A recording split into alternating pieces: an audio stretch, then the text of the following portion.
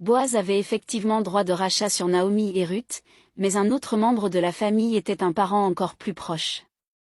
Il ne pouvait donc pas l'exercer et épouser Ruth à moins que ce plus proche parent renonce à ses droits envers elle.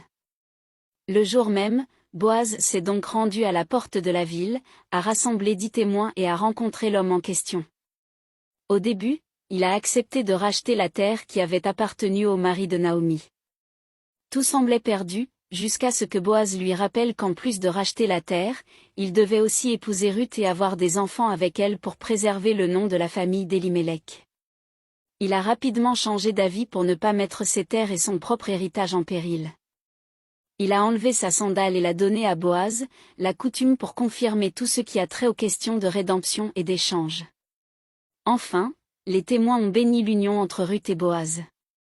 Naomi a été bénie par leur mariage et la naissance de leur premier enfant, Obed, son premier petit-fils.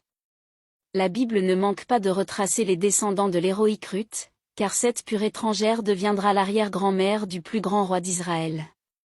Son fils, Obed, était le père d'Isaïe, père du grand roi David.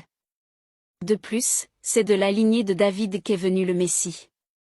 Grâce à sa féroce loyauté, son immense détermination et son service désintéressé, Ruth n'a pas seulement subvenu héroïquement aux besoins de sa famille, elle est aussi devenue un maillon essentiel dans la généalogie du plus grand héros de toute la Bible, Jésus-Christ, le Fils de Dieu.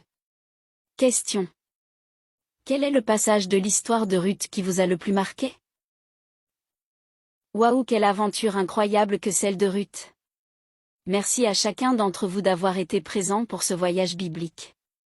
Si vous avez aimé cette série, n'oubliez pas de la partager avec vos amis et de vous abonner pour ne rien manquer de mes prochaines vidéos.